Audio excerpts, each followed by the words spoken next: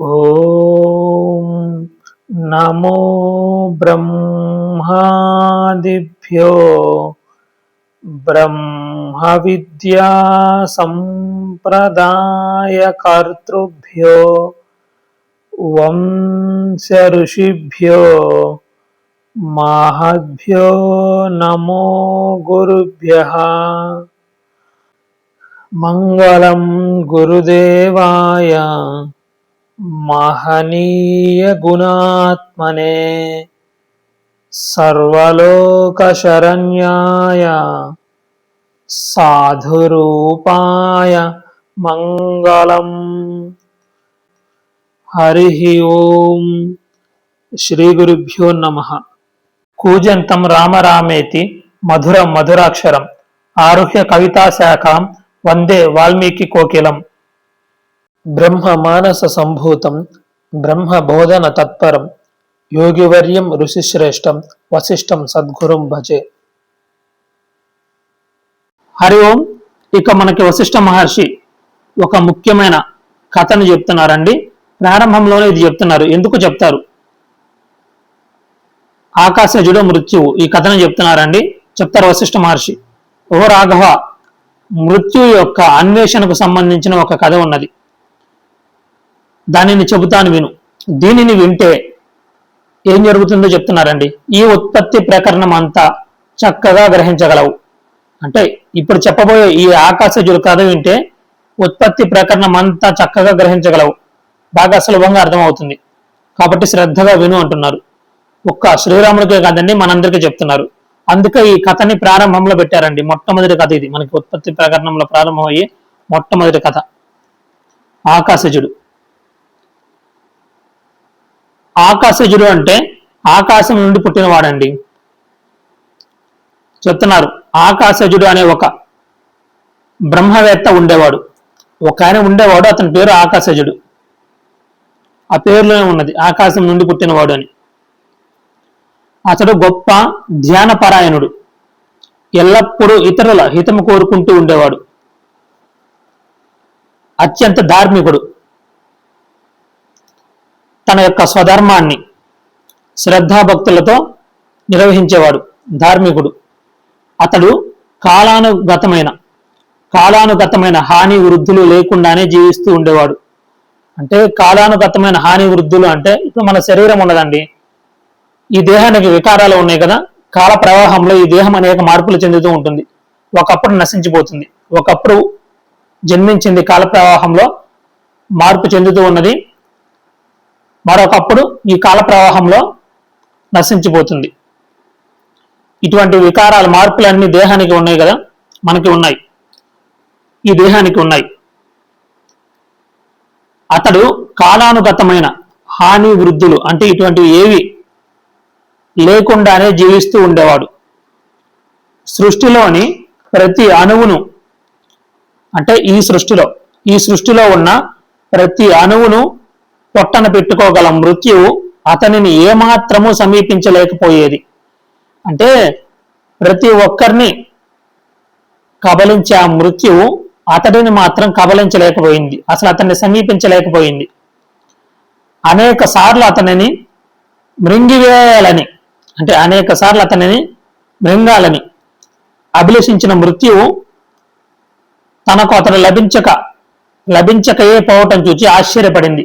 అనేక సార్లు అతన్ని మృంగివేయాలనుకున్నది, కానీ అతడు లభించలేదు ఎవరికి? ఆ మృత్యువుకి. ఇది చూసి ఆ మృత్యువు ఆశ్చర్యపడింది. ఇక చెప్తున్నారండి, అంటే అతన్ని అనేక సార్లు చంపాలని ప్రయత్నించింది, కానీ అతడు చిక్కలేదండి. ఆ మృత్యువు కబలించాలని మృంగివేయాలని ప్రయత్నించింది, కానీ అతను దొరకలేదు. ఇతపూర్వమైనదంతా హరించి వేసి నూతనత్వమునకు నాంది పలుకటయే మృత్యు యొక్క కార్యక్రమం కదా. అంతే కదండి. ఇప్పుడు మృత్యు సంభవిస్తే ఏమవుతుందండి? ఈ దేహం నశిస్తుందండి, మరొక దేహం లభిస్తుంది, అంతే కదా. ఇప్పుడు ఈ జీవుడు ఈ జన్మలో ఈ దేహాన్ని ధరించి ఉన్నాడు, మరణం సంభవించింది, ఈ దేహాన్ని మృత్యువు ఆహారంగా స్వీకరిస్తుంది, తద్వారా ఏం జరుగుతుంది, మరొక దేహం లభిస్తుంది. పాతది పోయి కొత్తది వస్తుంది, అంతే. శిథిలం అయిపోయిన స్థితిలో ఉన్న ఈ దేహం పోయి ఒక నూతన శరీరం లభిస్తుంది. ఇతపూర్వమైనదంతా హరించి వేసి నూతనత్వముకు నాంది పలుకుటే మృత్యు యొక్క కార్యక్రమం కదా. ఇక మృత్యు చెప్పుకుంటున్నాండి. నాకు నాశనం లేదు, నేను మాత్రం క్రమంగా జీవులందరినీ భక్షిస్తూ వస్తున్నాను. అంటే నాకు అసలు నాశనమే లేదు, నేను ఈ జీవులందరినీ భక్షిస్తూ వస్తున్నాను. కానీ చిత్రం, ఈ ఆకాశజుడిని మాత్రం భక్షించలేకపోతున్నానేమిటి అంటే నేను అందరినీ తినేస్తూ వస్తున్నాను, కానీ ఈ ఆకాశజుడిని మాత్రం ఎందుకు తినలేకపోతున్నాను, భక్షించలేకపోతున్నాను, ఇది ఏమిటి అని ఆ మృత్యువే ఆశ్చర్యపడిందండి.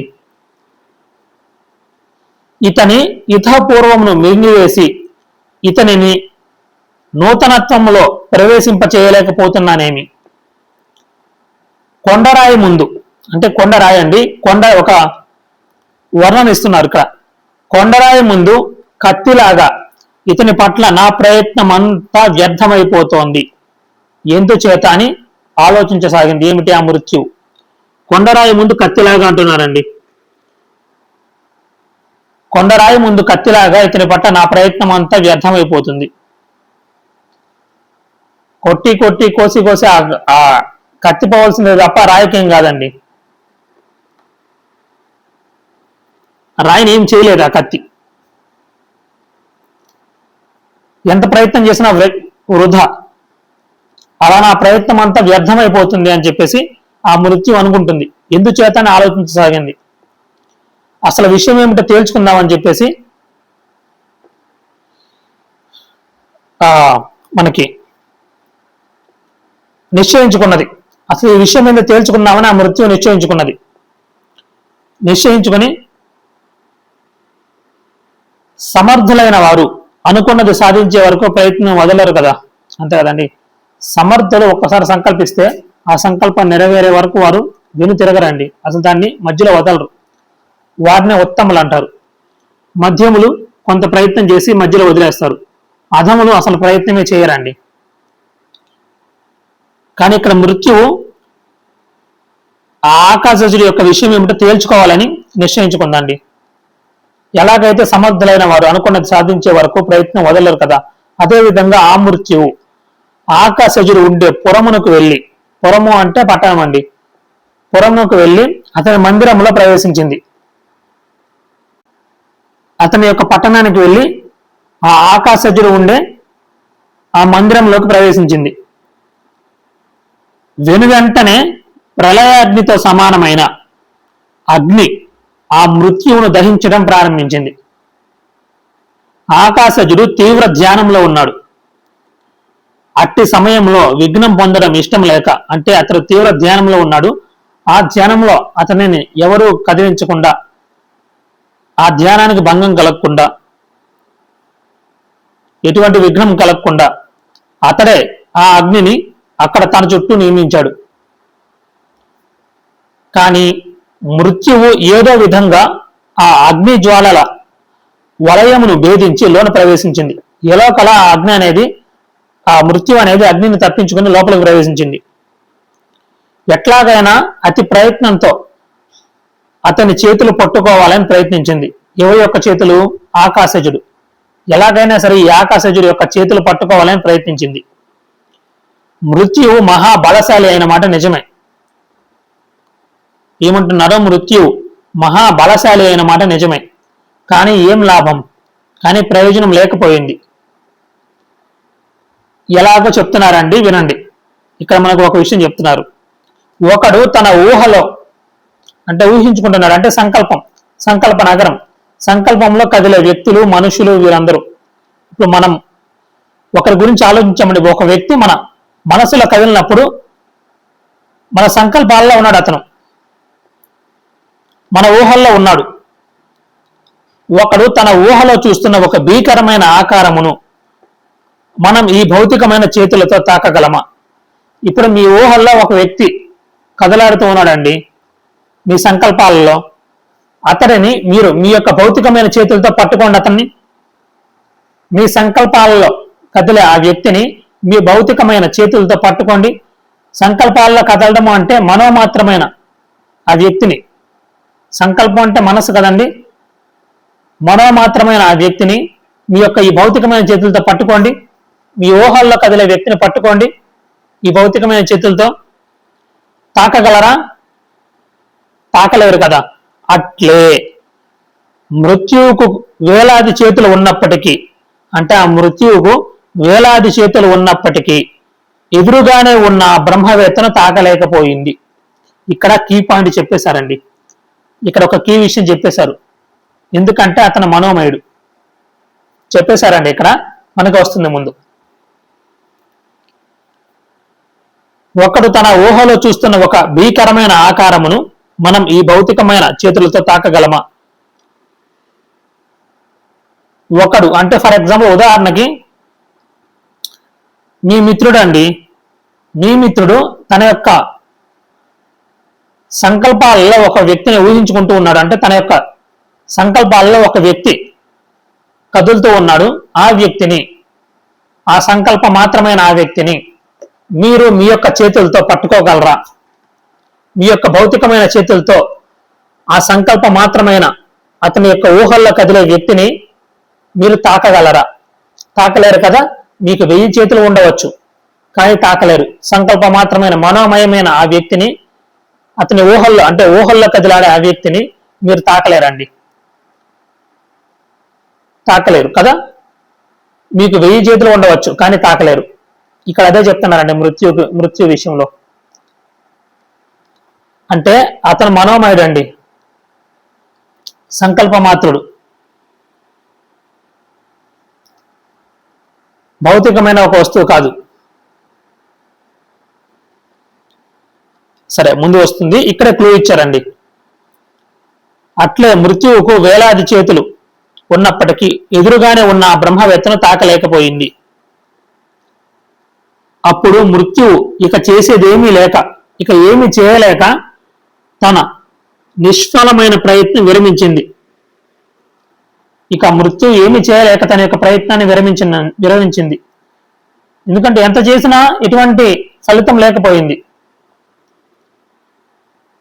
అప్పుడు ఆ మృత్యువు తన యొక్క నియామకుడు, తనని నియమించిన వాడు, తన యొక్క యజమాని భగవంతుడకు యముని సమీపించింది.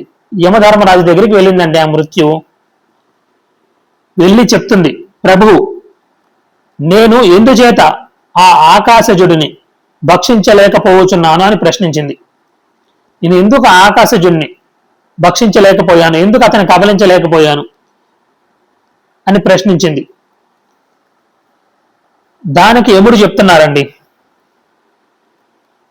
ఓ మృత్యువా, నీవు ఒంటరిగా నీ బలంతో ఏ ఒక్కరిని ఏమీ చేయలేవు. సాధారణంగా నువ్వు అనుకుంటున్నావు, నేను అందరినీ భక్షిస్తాను, అందరినీ నా యొక్క భార్యను పడేలాగా చేస్తాను, అందరినీ మింగివేస్తాను అని నీవు ఊహించుకుంటున్నావు. అంటే నీవు ఆ భ్రమలో ఉన్నావు. నేను ఎంతటి వాడినైనా కానీ భక్షించి వేస్తాను, నేను ఒంటరిగా నా బలంతో అందరినీ భక్షించేస్తాను, అందరినీ భక్షిస్తాను, అందరినీ కబలిస్తాను, ప్రతి ఒక్కరూ మృత్యు యొక్క బారిన పడేలాగా నేను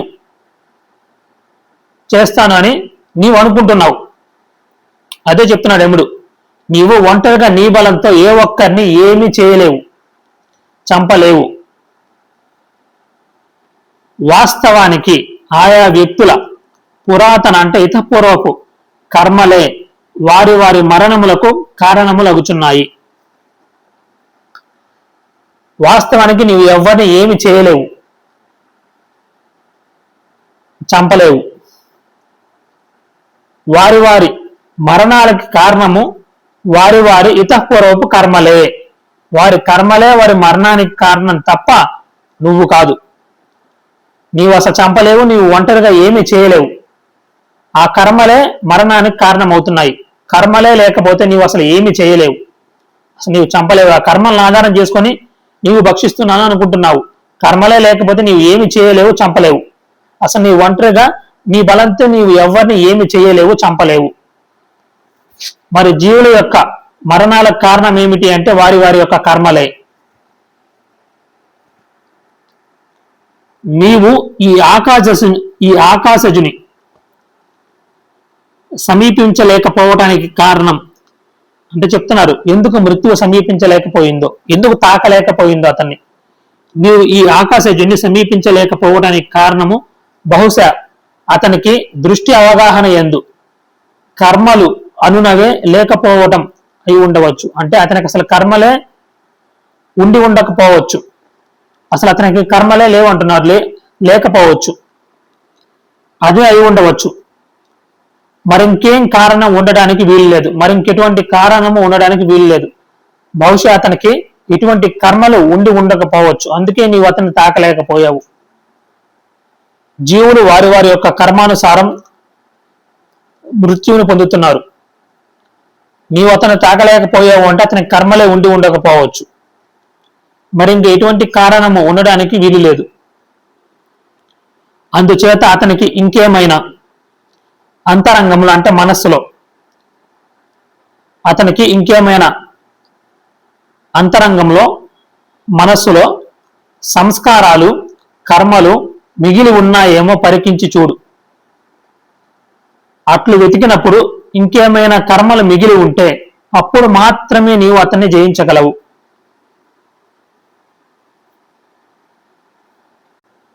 ఇక్కడ చెప్పారండి ఒక మాట, అంతరంగంలో సంస్కారాలు కర్మలు మిగిలి ఉన్నాయేమో పరికించు అని.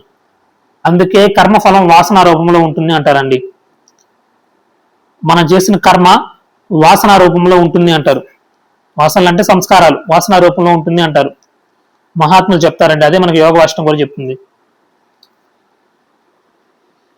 ఇంకా చెప్తున్నారండి, మృత్యువు అతని కర్మలు వెతుకుచు సర్వ భూమండలమును దిక్కులను గాలించింది. ఆ మృత్యువు అతని యొక్క కర్మలను వెతుకుతూ ఈ భూమండలం అంతా తిరిగిందండి, అన్ని దిక్కులు గాలించింది. గొడ్రాలి యొక్క రెండవ కుమారుడు ఎక్కడన్నా తారసపడతాడా? ఒక చక్కటి వర్ణన అండి. గొడ్రాలి యొక్క రెండవ కుమారుడు, అసలు గొడ్రాలికి బిడ్డే ఉన్నాడు కదండి, వంద్యాపుత్రుడు. గొడ్రాలికి బిడ్డే ఉన్నాడు కదా, ఇంకా రెండవ కుమారుడు అంట.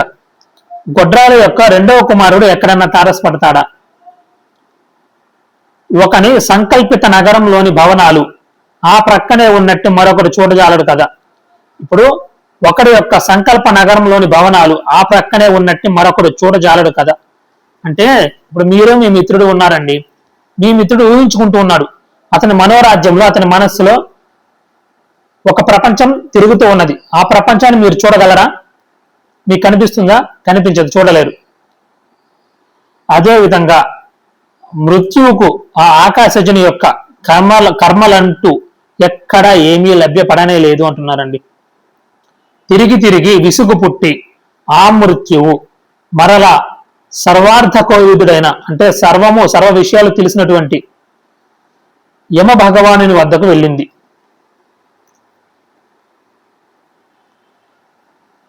ఇక మృత్యు చెప్తుందండి, స్వామి నేను అంతా వెతికాను, కానీ అతని మనో ఆకాశము అంటే మనస్సులో అండి, దీన్నే చిత్తాకాశము అంటారు. మనో ఆకాశము అంటే మనము 3 ఆకాశాల గురించి గతంలో ప్రస్తావన చేసుకున్నామండి.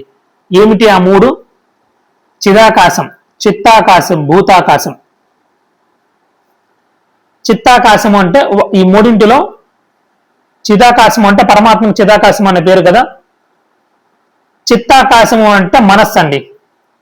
ఇక భూతాకాశము అంటే బయట బాహ్యంగా ఉన్న ఈ పంచభూతాల్లో ఒకటైన ఆకాశం ఉన్నది కదా, ఇది భూతాకాశం. ఈ మూడింటిలో చిత్తాకాశము అంటే ఏమిటి? మనస్సు అండి. చెప్తుంది, స్వామి నేను అంతా వెతికాను, కానీ అతని మనో ఆకాశంలో అంటే అతని యొక్క చిత్తాకాశంలో అంటే అతని యొక్క మనస్సులో కర్మల జాడ ఏమాత్రం కనుగొనలేకపోయాను. మీరు సర్వజ్ఞులు, సర్వము తెలిసిన వారు. సంకట సంశయ సమయములందు సేవకులకు ప్రభువులే దోవ చూపించగలరు కదా. అతని కర్మలు ఎక్కడ ఉన్నాయి? నాకు అతని మనో ఆకాశంలో, అంటే అతని యొక్క చిత్తాకాశంలో, మనస్సులో కర్మల జాడ కనిపించలేదే. ఆ మృత్యు అడిగిందండి యమధర్మరాజుని, స్వామి మీరు సర్వజ్ఞులు కదా, ఏదైనా సంకట పరిస్థితులు వచ్చినప్పుడు, సంకట సంశయ సమయంలో యందు సేవకులకు ప్రభువులే దోవ చూపించగలరు కదా, కాబట్టి నాకు మీరు చెప్పండి, అతని కర్మలు ఎక్కడ ఉన్నాయి? నాకు అసలు ఎక్కడ కనిపించలేదు, అతని కర్మలు ఎక్కడ ఉన్నాయి? నాకు అతని మనో ఆకాశంలో, అతని యొక్క మనస్సులో కర్మల జాడ కనిపించలేదే. అందుకేనండి మన కర్మలన్నీ మన మనస్సులో ఉంటాయండి. అందుకే కర్మఫలం వాసన రూపంలో చిత్తంలో నిక్షిప్తమై ఉంటుంది అంటారు. మన కర్మలన్నీ, మనం చేసిన కర్మలన్నీ ఈ చిట్టా మొత్తము మనస్సులో ఉంటుందండి, అంటే చిత్తంలో. ఈ చిత్తమే చిత్రగుప్తుడు కదండి. చిత్రగుప్తుడు అందరి చిట్టాలు లెక్కిస్తూ నిక్షిప్తం చేస్తూ ఉంటాడు కదా, ఈ చిత్తమే చిత్రగుప్తుడు అండి. ఎవరెవరి కర్మలు, ఆ విషయాలన్నీ వారి వారి చిత్తాల్లో నిక్షిప్తమై ఉంటాయండి. నాకు అతని మనో ఆకాశంలో కర్మల జాడ కనిపించలేదు. ఈ ప్రశ్నకి, మృత్యు అడిగిన ఈ ప్రశ్నకి ధర్మస్వరూపుడగు యముడు చాలాసేపు సమాలోచించి ఆ తరువాత ఇలా పలుకసాగాడు. ఇక యమధర్మరాజు ఆ మృత్యువుకు ఏం చెప్పాడో రేపటి భాగంలో తెలుసుకుందామండి. హరి ఓం. ఓం సర్వే జనా సుఖినో భవంతు, సమస్త సన్మంగళాని సంతు, అసతో మా సద్గమయ, తమసో మా జ్యోతిర్గమయ, మృత్యోర్మా అమృతంగమయ. ఓం శాంతి శాంతి శాంతి.